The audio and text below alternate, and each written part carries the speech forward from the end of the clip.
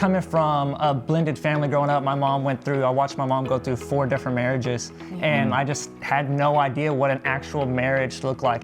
Thank you for joining us for the Blended Kingdom Families podcast. This podcast is for blended families, the people who love them, and anyone who just wants to improve their marriage and family relationships. BKF exists to break the cycle of divorce, equip marriages, and unite blended families with the truth of God's Word. It is our hope that today you will receive biblical guidance and practical resources that will bring unity and peace to create your thriving, healthy home. Let's jump in. Hey guys, welcome to the BKF podcast. We are so excited you're here with us today. If you haven't already, take an opportunity, like, share, comment, subscribe. If you happen to be listening on Audible, just know that the full video format, live video in person, is available on our YouTube channel. You can go and subscribe and get alerted every single week when a new podcast drops. But today, Dillon and Mia Mathis, it is great to have you with us today. Thank you for having us. Yeah, you guys, we're just so honored and blessed that y'all are here and just can't wait to dive in and talk all things marriage. But first, I want to introduce you guys to our audience. So you guys, a little bit about Dillon and Mia. So I'm going to start with Mia. She is a stay-at-home mama, and they have one sweet little boy, Winston, and another on the way. We're so excited for them. She is also the owner on Mia Boutique. And then Dillon, he comes from a blended family. We actually grew up in the same town, which is small world. Small world. But he's also the Global Connect Group and Youth Adult Director at Faith Church in St. Louis, Missouri. Together, they have been married for 4 years, licensed ministers through the Fellowship of Ministries and Churches through Christ for the Nations here in the DFW area. Parents of son Winston and expecting another in May of 2022. So you guys, we're just, again, welcome and so glad that you're here. Thank you so much for having us. Yes. Yeah, it's unique, and I love the fact that we do share so many commonalities in our roots. And today we're going to talk about a lot of different things, marriage and being newly married and all kinds of fun stuff. But before we do, I want to give you an opportunity to tell anything else you want to know about yourselves to the audience, what you guys do, what your hobbies are, anything like that. Definitely. Like you said, we live in St. Louis, Missouri right now. We're West Texas people living up in the trees right now, so it's a whole different thing. It's a whole different avenue for sure. We were talking earlier about how the food's a lot differently. They're real big into Italian food in the St. Louis area, which is awesome because I love pizza, but it makes the hot sauce terrible. So we're real big hot sauce people for sure. Love it. I keep talking about food because, man, we're foodies. We love to eat. Yes. Every time we get a chance to go out and have a family day, that's our first thing on the menu. Is going to find a menu for sure. Yeah. I love that. Well, and we had a great opportunity to talk before the podcast, and we're going to dive into something what I think is, every one of our audience members, being a blended family, we love marriage, and so we're going to talk a lot about marriage today. But specifically, kind of that new version of marriage, kind of coming into marriage. Maybe that first couple of years. Maybe you got married really young. I know that was y'all's case. Y'all got married really young. Or maybe you're just getting married and you're experiencing some of the pitfalls and experiencing some of the challenges that you never knew existed. Yeah. Like, I was 36 when I got married. 37, technically. 37. The first thing I got when I got married is the automatic correction. Anytime I'm wrong, I get corrected. But at 36, I got married, and there were just a lot of things that I just didn't know. Yeah. I mean, things that I just didn't prepare for. So, what I want to talk about first is, what was y'all's first couple of years of marriage? What did you guys learn? What did you guys determine that maybe you should do better? Just kind of what the experience was for you. Definitely. Like you said, we got married young. We were 20, and there was a lot of people around us who were like, "Are you sure? Is this what you really want at this age?" And coming from a blended family growing up, I watched my mom go through 4 different marriages, and I just had no idea what an actual marriage looked like. It was like when the heart got going, everyone got going. And Mia, on the other hand, her parents have been married one time, and then they've been married for over 30 years now. Wow. So she had a whole different avenue of what marriage looked like. So jumping in at an early age, for me, it was like, I really have no idea what I'm doing. I'm drawing here without the outlines, really.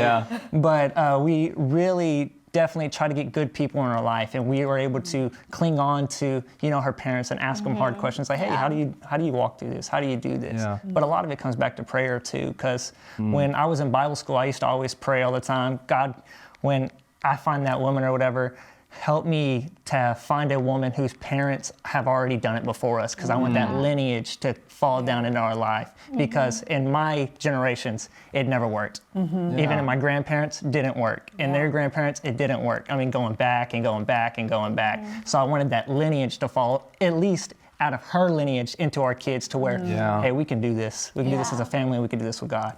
Yeah, he's always telling me, I'm so thankful for your family, because that was definitely one of his big prayers.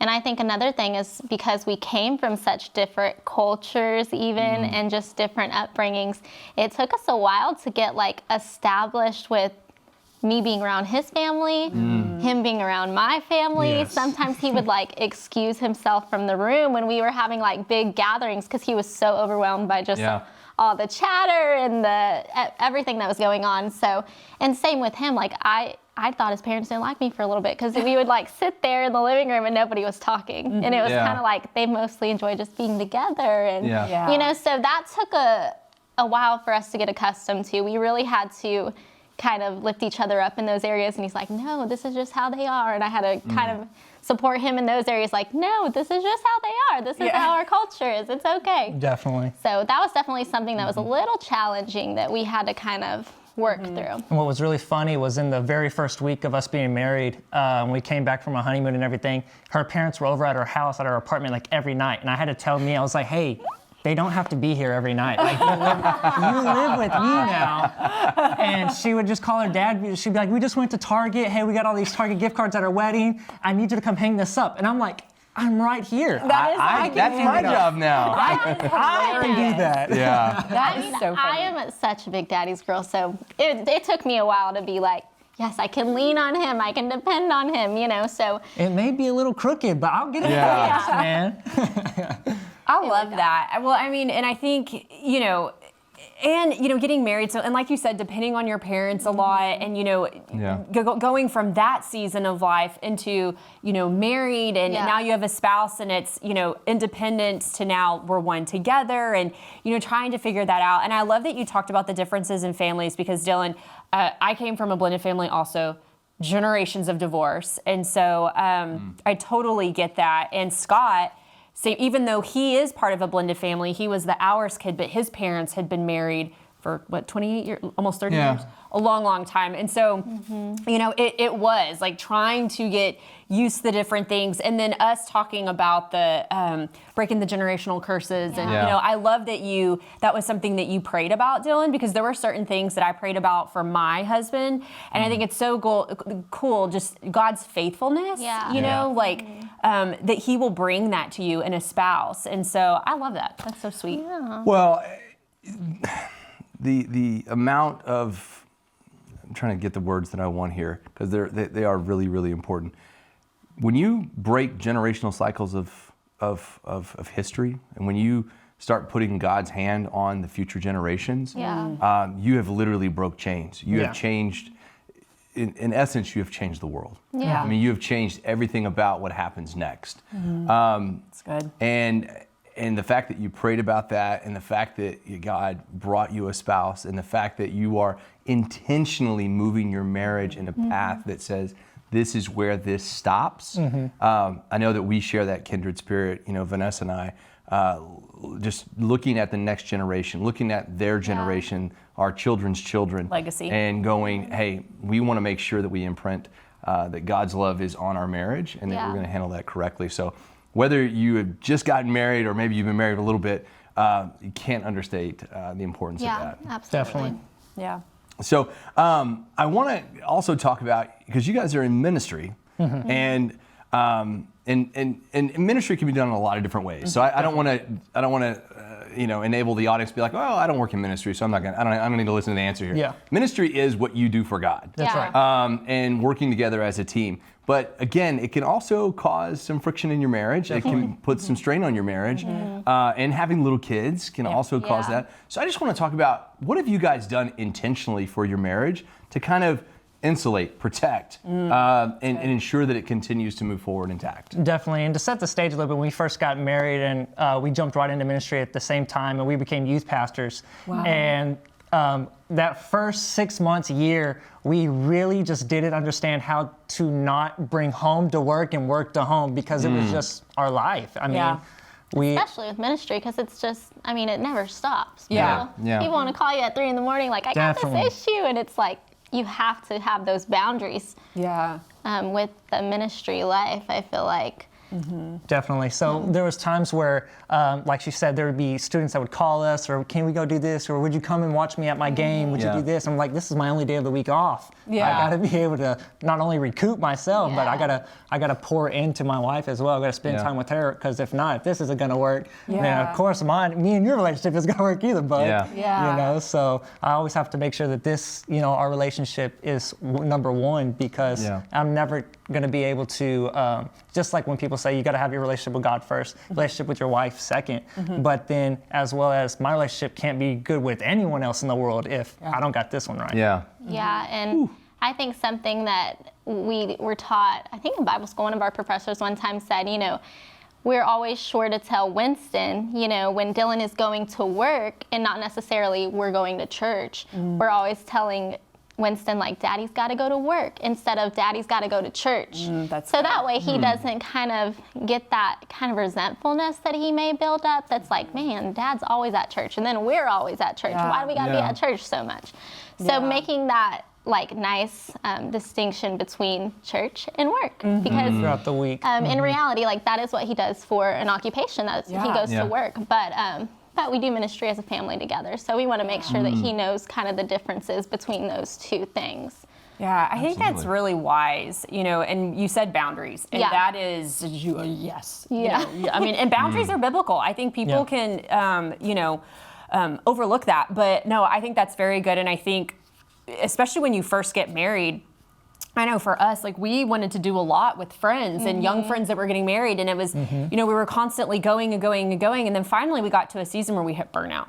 Yeah. And we were like, okay, now we had to start just quit going in our flesh and what we wanted to do. But it was really like, Lord, what do you want us to lay down in this season? What do you want us to pick up in this season? Yeah. What are we supposed to be doing right now? Are these, you know, are there certain friendships that we need to be engaging in or not? And so I love that you said that, because I think so many people overlook that. And that's... Well, one of the biggest, I mean, I've been a marriage counselor for a long time, and I've met with a lot of married couples. And one of the hardest things that they have to learn is when they become married, their life changes. And with that, sometimes comes friends changes, and comes strong boundaries with parents.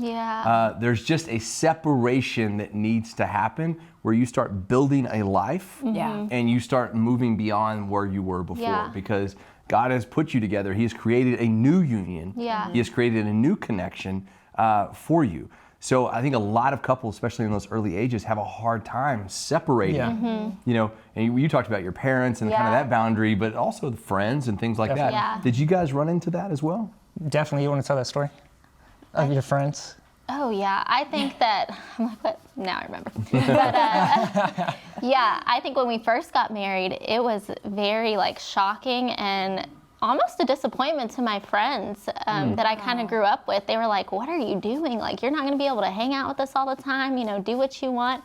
And it was, like, difficult to hear. I was like, why aren't y'all supporting me? Like, this is what I feel is right, and I feel like the Lord, you know, has ordained this, and they just didn't get it. They didn't understand. And so there definitely had to be a separation between myself and them.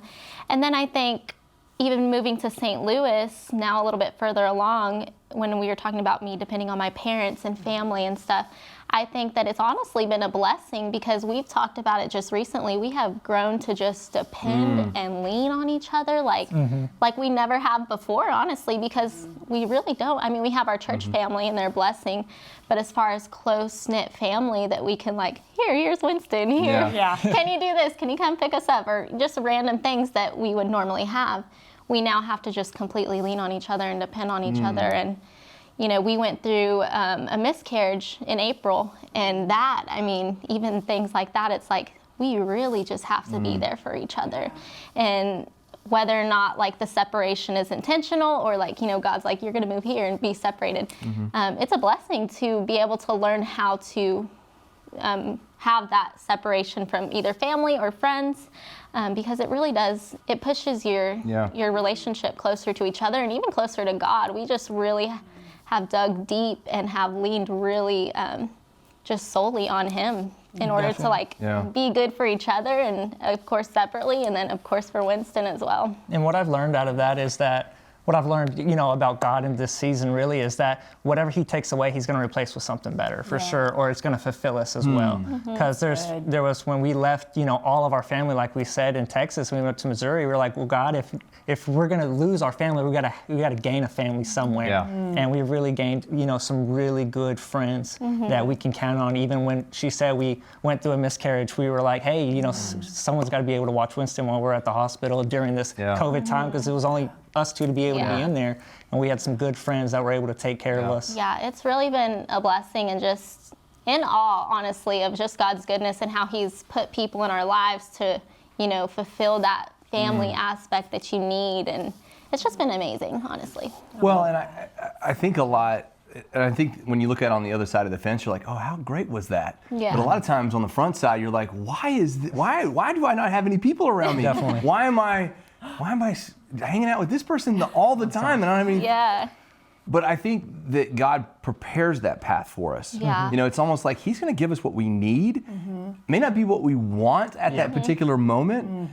So you may, especially if you're watching this and maybe you're new in your marriage and you're like, I feel uncomfortable. We're not called to be comfortable all the time. Yeah. No. And and marriage is not something that you walk into and go, oh, I know how to do this 100%. I'm capable of doing this. It's going to be great. A lot of times it is a painful transition, and it's something you have to be uncomfortable with. But God has given you that ability to, for sure. and He's putting you in a position to bond with your spouse. Definitely. Yeah, and the two things you said, Dillon, you said, God first and then your spouse, and we talk about that and teach on that so much. But I think being newly married, like when you do those two things, there's something about coming to the presence of God together with your spouse, because that right there is where we're equipped. It's where we're made stronger. It's where we have power. Yeah. And so I think anyone who's watching who is in that new, season, whether you're blending or not, I know we have a lot of people who watch who are not even in a blended family, or you're about to and you're newly married, just really being intentional with that time, one with the Lord, but getting to know your spouse and spending time together. And like you said, just leaning in on each other in hard times. Yeah. And having kids makes it even easier, right? Yeah, 100%. Yeah, exactly. We got married and had 3 kids like right away. So well, in case you don't know, guys, they have a boy, we have boys, and boys are just there's a whole different thing. The last thing I want to touch on, and again, just because we're so passionate about that here at BKF, is talking about breaking generational cycles of divorce and coming. Again, our stories are very similar. But Dillon, I wanted to talk to you specifically about, when you really looked into your marriage and you said, I know where my history is. You can't turn away from that. Yeah. But what did you do, the intentionality and your focus of setting up your new family so that cycle would be broken? Definitely. When I first got saved, when I was about 16 years old, I was blessed to, get saved into a Bible-believing church, and my pastor actually started speaking on that from the stage on a Sunday when I was, in high school, and I just caught it because it spoke to me. It meant a lot to me because I'd always wanted a good family. I always wanted to be a good dad and a good father in the future because of what my past had looked like. Yeah. And I 100% believe that no matter what your past looks like, it doesn't disqualify you, because God doesn't look at your past and, call you by your past, calls you by, the cross. So He wants to pull you out of that. So I knew God had something better for me no matter what my past looked like. Yeah. So going forward, like I said, when I was praying for a wife, I was like, God, let me have that lineage from her side of the family at least, so that we can pass that down and we can learn, and that I could also, when I have questions, I could go to like my father-in-law. I could go to good, godly men in the church and be like, hey, how are you making it 30 years? Yeah. Like 30 Tell seconds me all the sometimes secrets.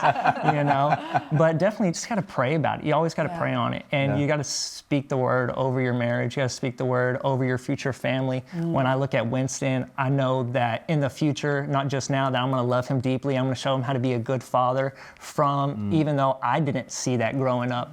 And through that, I know that God's going to be able to use me to be a good lineage into him, because something can be started new. Yeah. Just because something may have been bad, with God, all things get created new when you give your life to him. So Yeah. That's so good. I love that.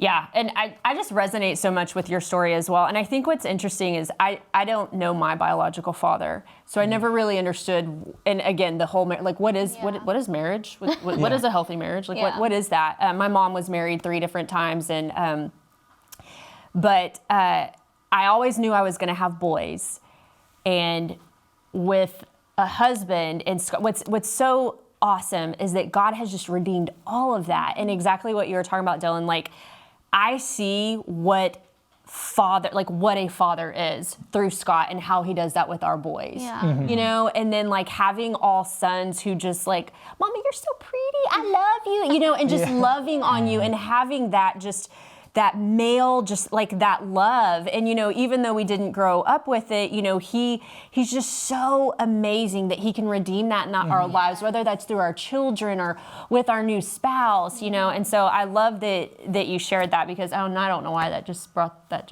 revelation. Yeah.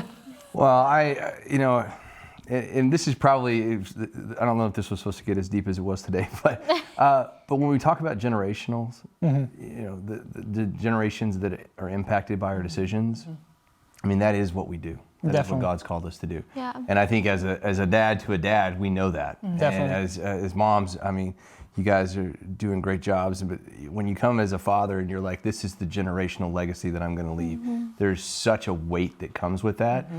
And God has so put his hand over it and said, you can do it. Yeah. So if you're listening to this, and I want to encourage you, whether you're a biological mom, a stepmom, a stepdad, a biological dad, just know that the corner can turn right now. definitely. It takes nothing but a decision, and generations will be impacted. Definitely. So I'm excited that we at least got into that. I think it's where the Holy Spirit wanted to go. So not apologizing for Yeah. it. All right, so we're going to the end of our podcast. We always have a couple questions we ask. Number one is, and maybe both of you guys can speak to this in terms of advice, but if you had a blended family or a couple that was newly married in front of you, and they're resonating with some of the things that we're talking about today, what encouragement would you give them?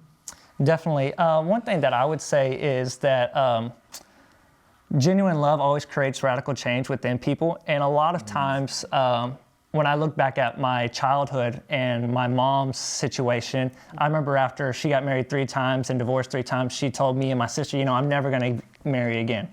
And I could tell that she felt, just down and out, like she was not worthy to be loved, but anybody is worthy to be loved because he loves us. And just that genuine love that can come in can radically change anybody when you have the Holy Spirit within inside of you.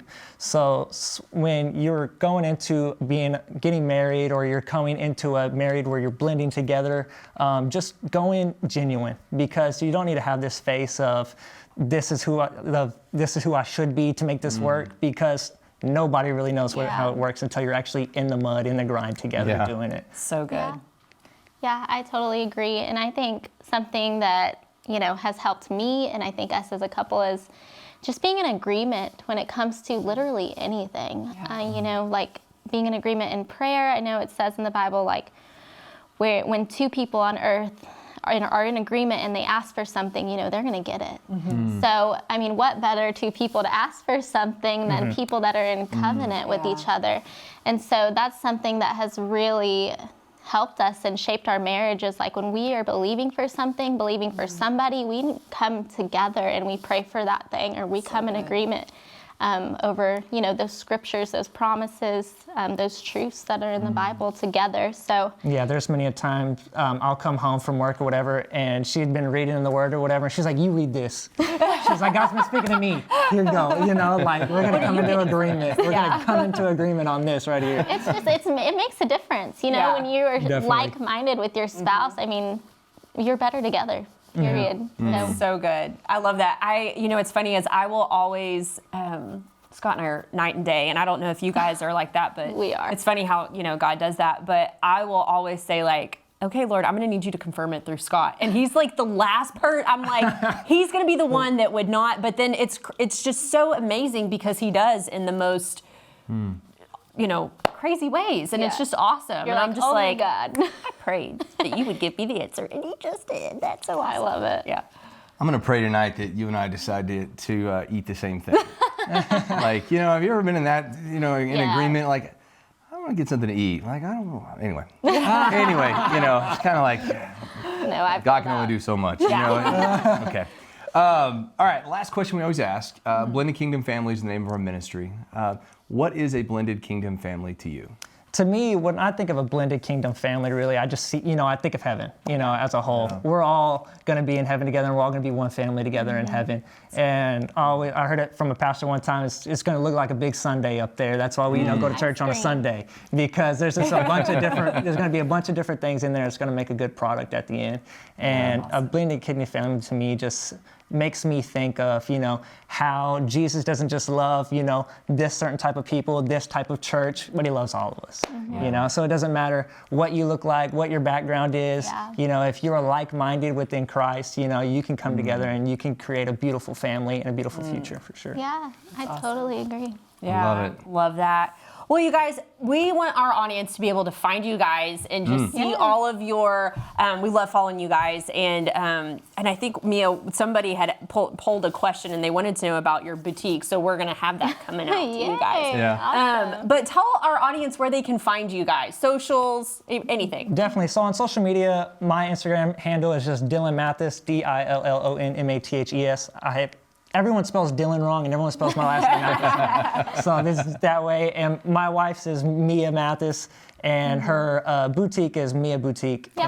MO. So MO, love that. Yay. Love it. Awesome, you guys. Well, again, thank you so much for just coming in here today, just sharing your heart and your wisdom, and just your love for the Lord and for marriage and families. We just appreciate you guys so much, and we just bless y'all. Thank you. so Thank you for much. having us. Yes, It was we awesome. really enjoyed our time with you guys. Awesome. Welcome. Guys, thanks so much for tuning in with us today. Again, if you haven't already, take an opportunity, subscribe. We will alert you every single time a new podcast drops. You guys have a wonderful, wonderful day. Be blessed in all that you do today. Take care. Hey guys, so glad you were here with us today, and I hope you enjoyed today's episode. And you can find more resources from Blended Kingdom Families at blendedkingdomfamilies.com. Join us again next time as we hang out with more amazing podcast guests. And remember, nothing will be impossible with God.